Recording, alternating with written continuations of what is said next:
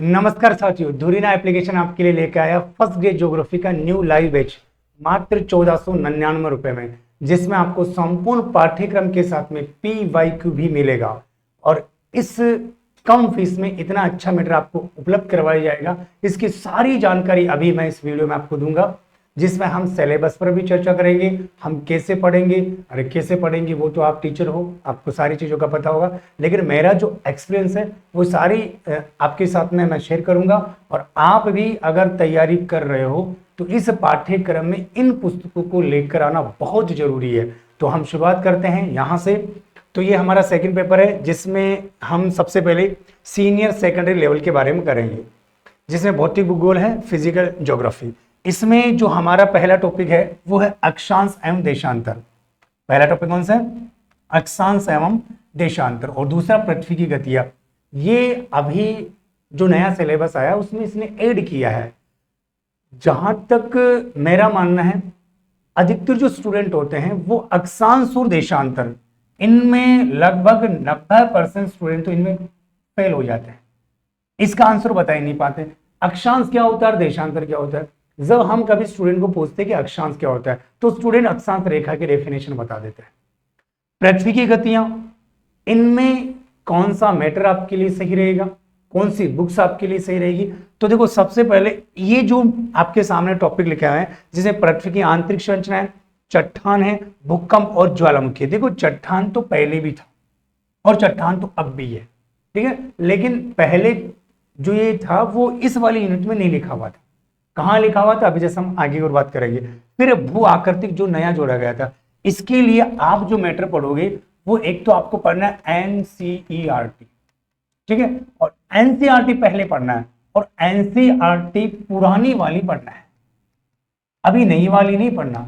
पुरानी वाली NCERT में इतना शानदार मैटर है दोस्तों, अभी आप मैटर को देखोगे तो आपको भी लगेगा वाह सर, बहुत अच्छा मैटर आपने बताया।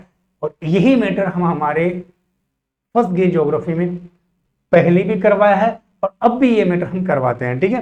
तो देखिए, यहां से हम बात कर रहे हैं, जैसे आप अगर NCERT लाते हो तो देखो, जैसे पहला टॉपिक यहां दे रखा अक्षांश और देशांतर। आप इन चीजों में देखोगे, देखो यहां दे रखा अक्षांश, और इतना शानदार मैटर जिसमें अक्षांश रेखा की डेफिनेशन अलग मिलेगी, अक्षांश की डेफिनेशन आपको अलग मिलेगी।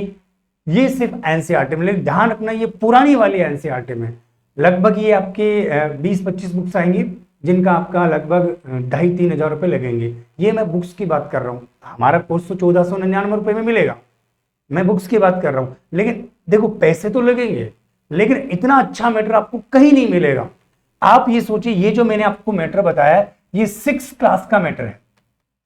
आप सोचिए कि 6 क्लास के मैटर जो है इस बुक्स में, 6 क्लास के बुक्स में इतना शानदार मैटर है। इसको देखिए, इसके आगे हम बात करते हैं, ये 6 क्लास का मैटर है, जहां कॉन्सेप्ट बिल्कुल आपको, देखो हो सकता है ये थोड़ा आपको कम दिख रहा हो, लेकिन आपको इसलिए बोल रहा हूं कि आप इसको देखें और आप ये बुक्स जरूर लेकर आए।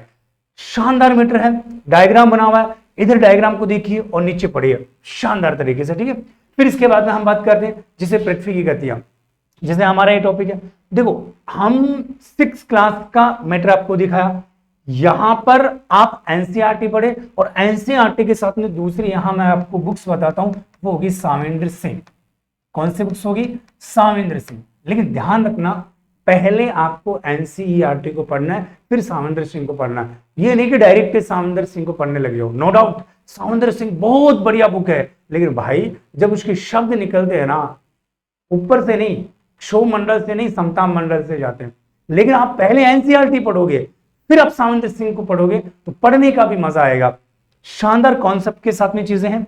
जैसे आप देखो, ये 6 क्लास का मैटर है, ये 6 क्लास का मैटर है, हाँ ये 7 क्लास का मैटर है। आप सोचिए कि 7 क्लास का मैटर इतना शानदार, आज की 7 क्लास को उठा के देखिए और पहले वाली 7 क्लास को उठा के देखिए, दिन रात का अंतर नहीं है, सालों सालों का अंतर है।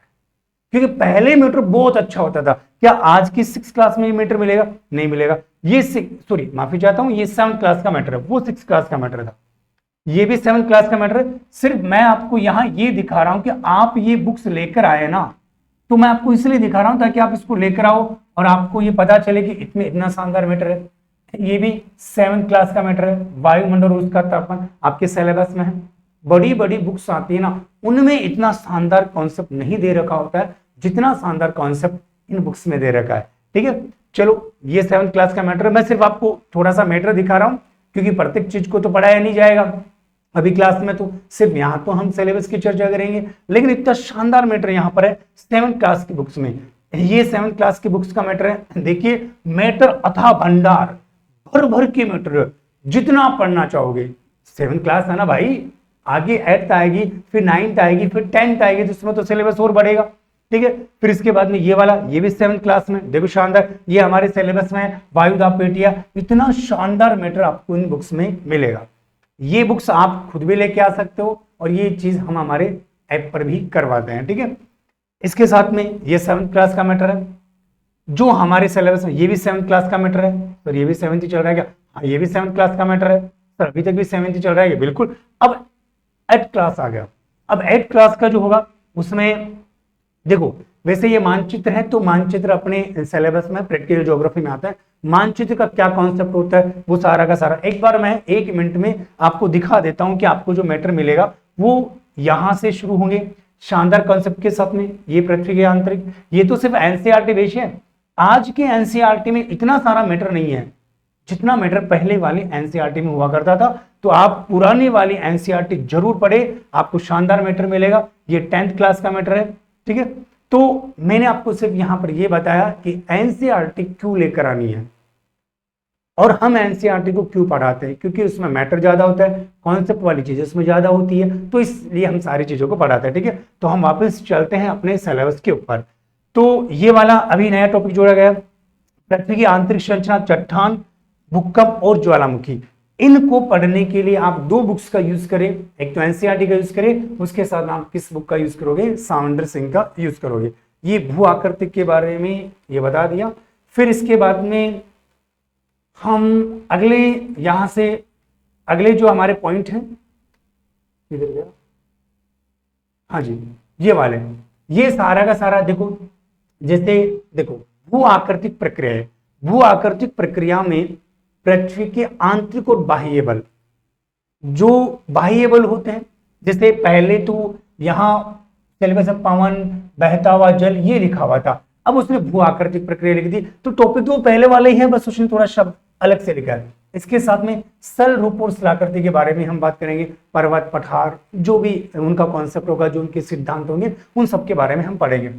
वायुमंडल की संरचना है, वायुमंडल की संरचना, संगठन, सूर्य ताप, तापमान। ये तापमान अभी नया ही जुड़ा है, पहले यहां पर एक शब्द था उष्मा बजट, जो पहले उष्मा बजट था, अब उसको हटा दिया गया। देखो उसको हटा दिया गया, तापमान शब्द लिख दिया गया। पहली बात तो ये भाई, अगर हम तापमान पढ़ते हैं और अगर हम सूर्य ताप पढ़ते तो हमें उष्मा बजट तो पढ़ना ही पड़ेगा। तो देखो वो जो शब्द हटाया गया उसका मतलब ये नहीं कि वो हट ही गया, नहीं, वो हटा शब्द है, लेकिन पढ़ना तो उसको भी पड़ेगा, क्योंकि तापमान पढ़ेंगे और अगर सूर्य ताप पढ़ेंगे और हम उष्मा बजट ना पढ़े, ऐसा कभी हो सकता है क्या? इम्पॉसिबल, पढ़ना पड़ेगा। लेकिन यहां तक का जो मैंने आपको मैटर बताया, जिसमें आर्द्रता है, वर्षण है, महासागरों की विशेषताएं, लवणता, ज्वार भाटा और महासागरीय धाराएं, यहां तक आप 2 बुक्स का यूज करें, एनसीईआरटी और सामंदर सिंह। फिर इसके बाद में नीचे आते हैं भारत का भूगोल। तो देखो भारत के भूगोल में भारत की स्थिति, भौतिक विभाजन, ठीक है, जलवायु, वनस्पति, मृदा, बाढ़, सूखा, भूस्खलन, मुख्य फसलें, खनिज और प्रमुख उद्योग। अगर हम इंडियन ज्योग्राफी की बात करें तो देखो, जैसे अगर आप एनसीईआरटी लेके आओगे तो एनसीईआरटी तो लेकर आनी है, ये तो सत्य शाश्वत बात है। लेकिन भारत के भूगोल में जैसे हम माजिद हुसैन है, आप वो बुक्स भी पढ़ सकते हो, बहुत अच्छी बुक्स आती है माजिद हुसैन है। और देखो बुक्स एक ही पढ़ो, बार बार उसका रिवीजन करते रहो। मैं आपको कुछ बुक्स बता रहा हूं जो आप लेकर आ सकते हो। इसके साथ में जैसे परीक्षा वाणी है, परीक्षा वाणी बुक चाहो तो भाई साहब बहुत शानदार बुक्स है। अगर आप इन दोनों में से, एनसीईआरटी तो आपको पढ़नी, वो तो बेसिक कंप्लीट करवाएगी आपके, इसके साथ में माजिद हुसैन आप पढ़ सकते हो, परीक्षा वाणी, दोनों में से एक बुक्स आप पढ़ सकते हो, दोनों बेस्ट है। कौन सी लानी है? दोनों बेस्ट है, दोनों ही बेस्ट है। ठीक है, जलवायु, वनस्पति, ये सारी की सारी चीजें इनमें आपको मिल जाएगा जो टॉपिक यहाँ पर लिखे हुए हैं। ठीक है, जैसे ये भारत भूगोल की बात कर रहे हैं। इसके साथ में उद्योग है, ठीक है।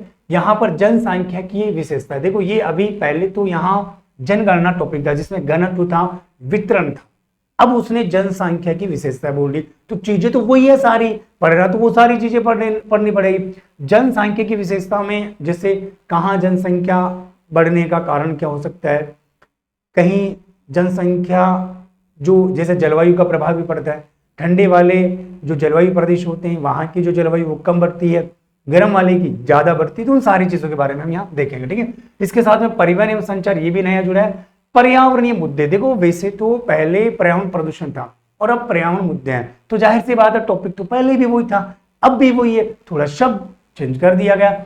इनके लिए आपको मैंने इंडियन ज्योग्राफी के लिए जो बुक्स मैंने आपको बताई एनसीईआरटी, मार्गदर्शन और परीक्षा वाणी आप ला सकते हो। इसके बाद में आता है हमारा मानव भूगोल। देखो मानव भूगोल में एक तो उसकी परिभाषा है, एक प्रकृति, प्रकृति अभी नया जोड़ा गया है, एक कार्य क्षेत्र, वैसे सिद्धांत है नहीं, लेकिन देखो जितने हम PYQ देखते हैं प्रीवियस ईयर क्वेश्चन, अगर हमने यहां देखा है तो देखो अगर हम प्रकृति पढ़ते हैं, कार्य क्षेत्र पढ़ते हैं, वैसे तो सिद्धांत अभी है नहीं, सिद्धांत को तो हटा दिया गया है, लेकिन फिर भी पढ़ना होता है। देखो अगर आपको मानव भूगोल है, नो डाउट, क्योंकि देखो इर्द गिर्द पूछा जा सकता है और पहले कई बार पूछे गए हैं। जैसे हम आगे आर्थिक भूगोल पढ़ेंगे, वहां पहले बहुत सारे भूगोल वेता ऐसे हैं जो उसमें सिलेबस में नहीं भी थे, फिर भी उनसे रिलेटेड क्वेश्चन आया। तो वैसे ये सिद्धांत है नहीं, अभी तो इसको हटा दिया, लेकिन फिर भी पढ़ना पड़ेगा। उसका रीजन ये है क्योंकि देखो जहां परिभाषा प्रकृति कार्य क्षेत्र है वहां सिद्धांत भी पढ़ना ही पड़ता है। अब आप कहोगे सर नहीं है तुम छोड़ देते, एग्जामिनर का कोई भरोसा नहीं है, आरपीसी का कोई भरोसा नहीं है। मैं आपको बहुत सारी क्वेश्चन भी ऐसे दिखा दूंगा जो सिलेबस में नहीं था फिर भी आगे उन्होंने बोला, क्यों? क्योंकि इर्द गिर्द के पूछे जा सकते हैं। तो वैसे ही प्रकृति अभी नया जोड़ा गया, जहां मैंने ब्लू कलर कर रखा वो अभी नया जोड़ा गया। ठीक है, प्राथमिक, द्वितीयक, तृतीयक एवं चतुर्थक क्रियाएं। अब देखो जो मानव भूगोल है इसमें आप जैसे हम बात करते हैं, जैसे ये प्राथमिक, द्वितीयक और तृतीयक और चतुर्थक क्रिया है, इनमें आप जो है जैसे अगर कॉन्सेप्ट की बात करें तो आरबीएससी की बुक में भी ये आपको मिल जाएगा, प्राथमिक क्रिया, द्वितीय क्रिया, तृतीय क्रिया और चतुर्थ क्रिया। इसके साथ में अगर कोई बुक्स आप और लाना चाहते हो तो आप मानव भूगोल में एस.डी. मोरी की बुक आती है। किसकी बुक आती है? एस.डी. मोरी। एस.डी. मोरी की बुक्स भी आप इसमें यूज कर सकते हो। देखो फर्स्ट ग्रेड का पढ़ना है तो मेहनत तो करनी पड़ेगी, बुक्स तो लानी पड़ेगी। इसके साथ में आप माजिद हुसैन की भी बुक्स आती हैं इसी में ही, ह्यूमन ज्योग्राफी में, वो भी आप ला सकते हो। ठीक है, यहाँ भूगोल की 2 मात्रा लग गई, वैसे 1 की मात्रा होनी चाहिए, कोई बात नहीं, ये टाइपिंग मिस्टेक थी तो वो थोड़ा देख नहीं पाया ना। हाँ, परिभाषा प्रकृति कार्य क्षेत्र सिद्धांत है जिसमें आप इनके लिए आरबीएससी की बुक्स पढ़ सकते हो, पुरानी वाली भी पढ़ सकते हो, पुरानी वाली में भी है। जहां आपको पुरानी बुक्स मिले ना भाई उसको पढ़ लो, पुराने बुक्स में जितना मैटर है अभी नई बुक्स में उतना अच्छा मैटर नहीं है। अभी मैंने आपको दिखाया भी है, जितनी भी आरबीएससी की पुरानी बुक्स मिलती है उनको पढ़ डालो क्योंकि मैटर वहां से आपको ज्यादा मिलेगा। तो मानव भूगोल है, आरबीएससी की बुक आप पढ़ सकते हो, एस.डी. मोरी की बुक्स भी आप पढ़ सकते हो। ठीक है, जो टॉपिक है, अब देखो प्रत्येक टॉपिक को मैं एक्सप्लेनेशन करूं तो काफी टाइम लग जाएगा, हम मोटी मोटी बातें यहां से बता देंगे। बुक्स कौन सी लानी है, आपको कौन सी बुक्स पढ़नी है, उनके बारे में हम देख लेते हैं ना। तो यहाँ मानव भूगोल में ये 2 बुक्स मैंने आपको बता दी। ठीक है, इसके साथ में हम बात करते हैं जैसे प्रैक्टिकल ज्योग्राफी। देखो प्रैक्टिकल ज्योग्राफी में एनसीईआरटी, आप एक बार एनसीईआरटी उठा के तो देखिए, पुरानी को नई को दोनों को उठा लीजिए, एक बार पैसे तो लगने देखो, पैसे तो एक बार लगा लो। लेकिन आप प्रैक्टिकल ज्योग्राफी स्टूडेंट की सबसे बड़ी दिक्कत रहती है कि वो समझ में भी थोड़ी सी कम आती है। लेकिन आप एक बार एनसीईआरटी को देखिए, आरबीसी को देखिए, उसके मैटर को देखिए, तो आप इसमें जो प्रैक्टिकल ज्योग्राफी है इसमें जैसे मापनी, मानचित्र, ये हमारा जो है प्रक्षेपण, ठीक है, और स्थानिक एनसीईआरटी। मेरे अकॉर्डिंग तो आप एनसीईआरटी को चाहे पुरानी हो और नहीं हो दोनों को पढ़ लीजिए, उसके बाद कुछ भी नहीं है। क्यों फालतू में इधर का उधर फिरते हो, क्योंकि प्रैक्टिकल ज्योग्राफी में जो एनसीईआरटी वाला मैटर है उसमें से लास्ट ईयर आप जितने भी क्वेश्चन देख लीजिए, चाहे नेट के देख लीजिए, किसी और के देख लीजिए, अरिहंत की बुक लाकर आप उसको पढ़ सकते हो, उसमें देख लीजिए, आना तो मैटर वहीं से ही है। ठीक है, अभी जो इसमें नया जुड़ा है उसमें एक तो जैसे हम बात करते हैं डेटा का ग्राफिकल है, ग्राफिकल प्रतिनिधित्व है, स्थलाकृतिक मानचित्र है और मौसम के मानचित्र तथा चार्ट है। ये अभी नए टॉपिक हमारे ज्योग्राफी में ऐड हुए हैं।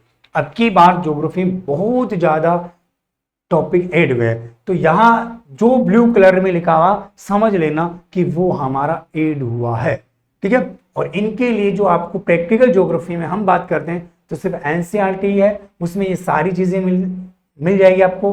उसको अगर आप पढ़ लोगे लास्ट ईयर के PYQ जो हम निकालते हैं, अगर आप PYQ नहीं निकालोगे तो देखो सिलेक्शन बहुत दूर है, क्योंकि PYQ को निकालना बहुत जरूरी है। PYQ आपको ये बताता है कि पहले क्वेश्चन कैसा है और आपकी प्रैक्टिस कैसा है, ठीक है। इसके बाद में हम बात करते हैं ग्रेजुएशन लेवल। किसके ऊपर बात करेंगे? Graduation level.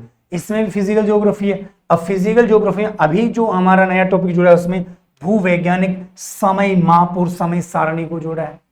ये समय सारणी अभी नया टॉपिक जुड़ा है, ठीक है। अब अगर देखो जैसे आप अगर लैब असिस्टेंट की तैयारी भी कर रहे हो क्या, तो लैब असिस्टेंट की तैयारी में भी ये टॉपिक है, समय सारणी तो पढ़नी पड़ती है। अगर आप फिजिकल ज्योग्राफी पढ़ रहे हो तो ये तो पहले भी सिलेबस में नहीं था, लेकिन फिर भी हम इसको पढ़ाते हैं। क्यों? क्योंकि समय सारणी तो पढ़ानी पड़ेगी ना, कौन से समय काल में कौन सी पर्वतमाला कौन सा पर्वत है। लेकिन अब की बार इसने क्या कर दिया, इसमें ऐड कर दिया। सर इनके लिए कौन सी बुक्स लेके आए? जैसे भू संतुलन है, पृथ्वी की हलचलें और वायुदाब है, तो इसके लिए आप वही एनसीईआरटी, क्योंकि फिजिकल ज्योग्राफी है, एनसीईआरटी तो एनसीईआरटी एक बार आप एनसीईआरटी पढ़ लीजिए, उसका मैटर देख लीजिए, और फिर उसके बाद में फिजिकल ज्योग्राफी में आप साविंद्र सिंह को देख लीजिए, और आपको देखने की कोई जरूरत ही नहीं है। बहुत अच्छी बुक्स है साविंद्र सिंह, लेकिन उससे पहले एनसीईआरटी को आपको जरूर पढ़ना होगा, ठीक है। वायुदाब पेटी है, पवन परिसंचरण, वायु जो हमारे यहाँ पर वायु द्रव्यमान तथा वाताग्र, ये वाताग्र वाला टॉपिक भी अभी हमारे जुड़ा है, ठीक है। और वैश्विक जलवायु वर्गीकरण जिसमें हमारा कोपेन है, थॉर्नवेट है और सागरीय निक्षेप है, प्रवाल भित्ति है तथा प्रवाल डिपो का निर्माण है। तो जाहिर सी बात है, देखो आप पुरानी एनसीईआरटी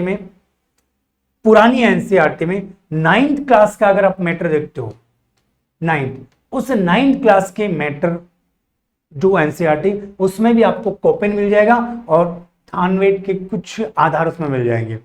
तो फिजिकल ज्योग्राफी में एनसीईआरटी और साविंद्र सिंह। अब आप ये सोच रहे होंगे सर ने तो एनसीईआरटी और साविंद्र सिंह दो ही बुक्स रख ली है। अरे एक बार एनसीईआरटी का मैटर तो दिखा, मैंने जो आपको दिखाया, एक बार इसका स्क्रीनशॉट लेके उस मैटर को देखना। दुकान पर जाओ तो वो एक बार लेना मत, पर उसको देखना जरूर। आप खुद ये कहोगे सर 6th क्लास में इतना अच्छा मैटर, 7th में, 8th में, 9th में, 10th में, 11th और 12th में तो बहुत मैटर बढ़ता हुआ चला जाता है, ठीक है। फिजिकल ज्योग्राफी में तो उसका कोई तोड़ ही नहीं है।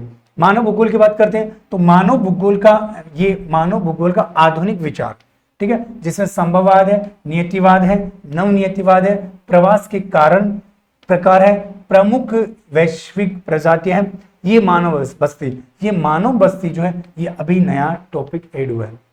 तो जैसे मैंने मानव भूगोल के लिए आपको बुक्स बता दी है, आप आरबीसी पढ़ सकते हो कुछ टॉपिक्स के लिए, और कुछ टॉपिक्स के लिए आप एसडी मौर्य पढ़ सकते हो, ठीक है। मानव भूगोल में उसके अलावा एक माजिद हुसैन की बुक्स भी आती है, आप वो भी पढ़ सकते हो, ठीक है।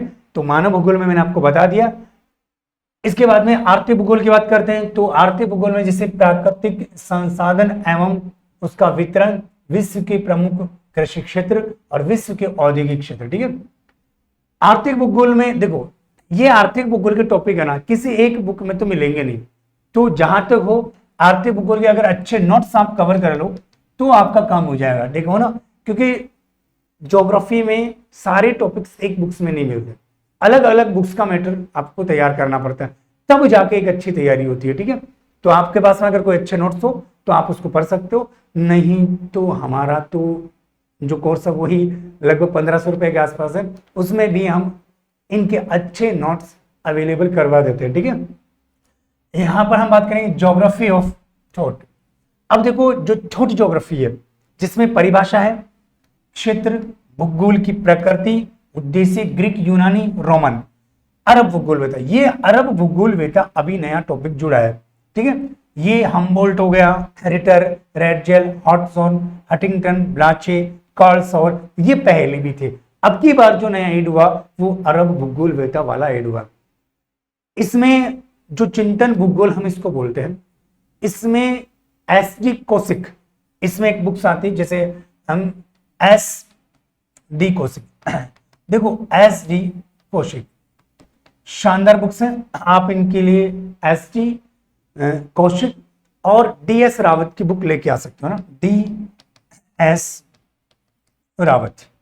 हम ऐप पर इतना अच्छा मैट्रिक्स का अवेलेबल करवाते हैं जिसमें अभी तक जितने भी क्वेश्चन आते हैं लगभग उन्हीं में से मिल जाते हैं, ठीक है। तो इसमें आप जो थॉट्स ज्योग्राफी है उसमें आप एस डी कौशिक और डी एस रावत की बुक्स ला सकते हो। फिर इसके बाद में हम बात करते हैं राजस्थान का भूगोल। तो राजस्थान के भूगोल में तो आप दिव्यास्त्र से बाहर कुछ भी नहीं है, ठीक है। और इसके लेखक आपको पता है सुभाष चारण सर है, सुभाष चारण सर, और सर के साथ में एक छोटा सा नाम मेरा भी आपको मिल जाएगा, नारायण गुर्जर, ठीक है। तो आप इनकी बुक्स लेके आए। अभी सेकंड ग्रेड में भी इसमें से बाहर कुछ नहीं था, कॉन्सेप्ट भी है, फैक्ट्स भी है, ठीक है। तो राजस्थान का भूगोल है, इसमें तो चलो आपको टॉपिक है, इसमें जैव विविधता, देखो यहाँ जैव विविधता में राष्ट्रीय उद्यान, इसमें आप वन्य जीव जंतु, भाई आप इसको वन्य जीव जंतु के साथ भी जोड़ सकते हैं, जैव विविधता वाला जो अभी नया जुड़ा है। अब वन्य जीव जंतु में कौन आएगा, वन्य जीव जंतु में जैव विविधता आएगी, राष्ट्रीय उद्यान है, अभ्यारण्य है, ठीक है, आखेट निश्चित क्षेत्र है, मृग वन है, वो सारी चीजें वन्य जीव जंतु में आती है, वो सारी चीजें जैव विविधता में आती है ना। इसके साथ में ये टॉपिक भी अभी जनसांख्यिकी विशेषता ही नया जुड़ा है, कृषि, और ये पहले से थे ना, जैसे कृषि था और कृषि जलवायु प्रदेश, लेकिन ये नए टॉपिक इसमें एड हुए राजस्थान भूगोल में, ठीक है। तो राजस्थान भूगोल के लिए आप दिव्यास बेस्ट है ना। फिर हम बात करते हैं पोस्ट ग्रेजुएशन, तो इसमें भी ज्योग्राफी ऑफ थॉट है, तो भूगोल में नवीन प्रवृत्तियां ये अभी नया जुड़ा है ना। और इसमें जैसे मैंने आपको बताया थॉट ज्योग्राफी में बुक्स का नाम बताया, एस डी कौशिक और डी एस रावत, वो आप बुक्स ला सकते हो। उसके उसमें भी हालांकि पूरे टॉपिक तो नहीं मिलेंगे, लेकिन फिर भी इर्द गिर्द करके आपका टॉपिक वहां से क्लियर हो जाएंगे, ठीक है, किसमें, हमारे थॉट ज्योग्राफी में। फिर इसके बाद में हम बात करते हैं यहाँ से, जैसे अभी ये मात्रात्मक क्रांति है और व्यवहारवादी है, प्रत्यक्षवाद है, कट्टरपंथी भूगोल है, मानववादी भूगोल है। ये मात्रात्मक ये वाले, हालांकि मैंने इसको अभी ब्लू कलर करवाया नहीं है, बाकी ये वाले अभी नए जुड़े हैं। जैसे ये एक्सपेंशलिज्म, ये भी नया जुड़ा है, ये मैं शायद इसको ब्लू कराना भूल गया, तो ये वाले अभी नए ही इसमें ऐड हुए हैं सिलेबस के अंदर। फिर हम बात करते हैं भू आकृतिक विज्ञान, महासागरों और महाद्वीपों की उत्पत्ति की परिकल्पनाएं, प्लेट टेक्टोनिक, पर्वत निर्माण, अपरदन चक्र, और इसमें ढलान प्रवणता विकास, ये वाला भी टॉपिक अभी ऐड हुआ है। ये भी इनके लिए जैसे मैंने आपको बताया एनसीईआरटी है, एनसीईआरटी में सारी चीज देखो, ये प्लेट टेक्टोनिक है ना, ये पहले भी था अब भी है, लेकिन ये पहले शुरू में था सीनियर सेकेंडरी लेवल में, अब की बार इसमें डाल दिया। तो आप अगर सामिंदर सिंह लेके आते हो, एनसीईआरटी लेके आते हो, तो ये सारी चीजें उसमें कवर हो जाएगी, दूसरी बुक्स लाने की आपको जरूरत है ही नहीं। फिर इसके बाद में हम बात करते हैं जैसे आर्थिक भूगोल, उद्योग अवस्थिति सिद्धांत, जैसे वेबर है, हुवर है, लोस है, इजार्ड है। ये देखो पहले जो आर्थिक भूगोल है, औद्योगिक अवस्थिति सिद्धांत, इसमें वेबर तो पहले भी था, अब की बार हुवर, लोस, इजार्ड व स्मिथ को भी जोड़ दिया गया है। पहले तो सिर्फ कौन सा था, ये वेबर ही था, अब वेबर के साथ में इनको भी जोड़ दिया। यार भाई पहले वेबर अकेला ही है, थोड़ा बहुत आप भी जाओ और उनके साथ में बच्चों के लिए थोड़ा सा और सिलेबस बढ़वा दो। तो ये अभी नए टॉपिक इसमें ऐड हुए हैं। अच्छा सर, इसके लिए कौन सी बुक्स पढ़ेंगे वो भी बताते हैं। अभी भारत के आर्थिक क्षेत्र है, औद्योगिकरण है, पर्यावरण है तथा औद्योगिक संकट है, ये हमारे किसके अंदर आता है, आर्थिक भूगोल के अंतर्गत ये चीजें आती है ना। तो आर्थिक भूगोल के लिए देखो, एक तो आर्थिक भूगोल हो गया, ये टॉपिक एक जैसे नगरीय भूगोल हो गया, और एक कृषि भूगोल हो गया। ये कृषि भूगोल है, एक जनसंख्या भूगोल और एक राजनीतिक भूगोल है। देखो इनके जो टॉपिक है ना, वो किसी एक बुक में नहीं मिलते, इसलिए इनके अगर आपके पास में कहीं से भी अच्छे नोट्स, देखो आप ज्योग्राफी की तैयारी कर रहे हो तो कहीं ना कहीं तो आपको पढ़ना ही पड़ेगा, तो आप इनके अच्छे नोट्स कवर करें और उन्हीं के अकॉर्डिंग आप उनकी प्रैक्टिस करें। देखो ना, इनके लिए एक बुक्स तो है नहीं कि भाई एक ही बुक्स आपको बता दो तो उसी में से आ जाए, ऐसा तो पॉसिबल है नहीं। तो अच्छे नोट्स कवर करो, उसी से हो जाता है, ठीक है। और रही हमारे ऐप की, तो हम हमारे ऐप पर धुरीना पर ये सारे नोट्स एक्यूरेट बहुत बढ़िया तरीके से उपलब्ध करवाए भी है, पहले भी करवाए, अब भी करवा देंगे, ठीक है। तो नगरीय भूगोल है जिसमें हमारा प्राचीन, मध्यकाल, आधुनिक काल, नगरों का उद्भव एवं विकास। इसमें अभी एक तो शहरी आकार की ये नया टॉपिक जुड़ा है, इसके साथ में क्रिस्टोलर का सेंट्रल प्लेस सिद्धांत ये नया जुड़ा है। किसमें? नगरीय भूगोल में। कृषि भूगोल की बात करते हैं तो इसमें जैसे कृषि प्रणाली है, अच्छा ये कृषि प्रणाली अभी नया ही टॉपिक इसमें ऐड किया है। इसके साथ में कृषि अवस्थित सिद्धांत तथा भूमि उपयोग पैटर्न, नवाचार और प्रसार, ये भी अभी इसमें नया टॉपिक ऐड हुआ है, ये वाले भी ना। वैसे ये जो कृषि प्रणाली है, एग्रीकल्चर सिस्टम, ये पहले नहीं था, ये अब ऐड हुआ है। तो हालांकि आप सोच रहे हो कि सर आपने जो ब्लू करवाया वो सारे है ना, तो ये छूट गया होगा, तो मैं आपको बता देता हूँ, ठीक है। किसमें? कृषि भूगोल में। और इनमें आप एक अच्छे नोट्स कवर करें, ठीक है। जैसे जनसंख्या भूगोल है, तो जनसंख्या भूगोल में जैसे जनसंख्या के सिद्धांत, प्रवास के सिद्धांत। देखो वैसे तो अभी प्रवास के प्रकार भी है, लेकिन जहां प्रवास के प्रकार है तो वहां प्रवास के सिद्धांत भी पढ़ने ही पड़ते, क्योंकि ज्योग्राफी आरपीसी का ही रहा है कि वो सिलेबस में नहीं देता, लेकिन उसके इर्द गिर्द फिर भी दे देता है, ठीक है। इसके बाद में जनसांख्यिकीय परिवर्तन संक्रमण सिद्धांत, ये नया ऐड किया है। भारत सरकार की जनसंख्या नीति, जनसंख्या समस्याएं और पर्यावरणीय निहितार्थ, तो ये वाले पॉइंट हमारे पहले से थे, और जो नया इसमें ऐड हुआ है वो हमारे एक तो ये परिवर्तन सिद्धांत जो जनसांख्यिकी है, ये हमारे इसमें ऐड हुआ है, ठीक है। इसके साथ में राजनीतिक भूगोल की बात करते हैं, तो राजनीतिक भूगोल में आपको यहाँ कोई परिवर्तन नहीं देखने को मिलता है। राजनीतिक भूगोल का विकास, राजनीतिक भूगोल का एकीकृत क्षेत्र सिद्धांत, सीमाएं, बफर जोन, ये पहले भी थे। अब की बार जो इसमें ऐड किया है वो एक तो जो यहाँ देखो मैकेंडर तो पहले से भी था, मैकेंडर तो पहले भी था, ठीक है। अब की बार ऐड किया वो स्पाइकमैन और अल्फ्रेड थेयर महान, ठीक है, इनको अभी ऐड किया है। तो मैंने आपको इस क्लास में सिर्फ हमारे जो टॉपिक ऐड हुए उनके बारे में बताया है, और कौन कौन सी बुक्स है उनके बारे में बताया। अगर एक एक का एक्सप्लेनेशन करें तो वीडियो बहुत लंबा हो जाएगा, ठीक है। और इसके साथ में जो सेकंड पेपर ज्योग्राफी है उसमें पेडागोजी और आईसीटी आता है, तो पेडागोजी अविनाश जी सर पढ़ाएंगे और आईसीटी जो वो हमारे सुभाषित सोनी सर पढ़ाएंगे।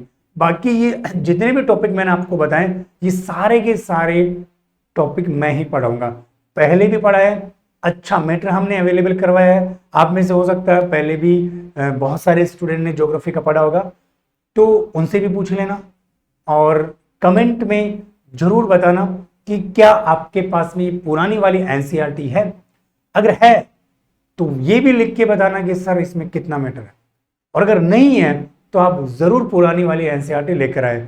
सारे टॉपिक मैं ही पढ़ाऊंगा, जो भी A to Z, ठीक है। इसके साथ में जैसे राजस्थान ज्योग्राफी है, इंडियन ज्योग्राफी की क्लासेस है, तो वो सुभाष सर की भी आपके अपलोड हो जाएगी, ठीक है। तो आज के लिए हमारा इतना ही है, बाकी मिलते हैं फिर नेक्स्ट। जय हिंद, जय भारत।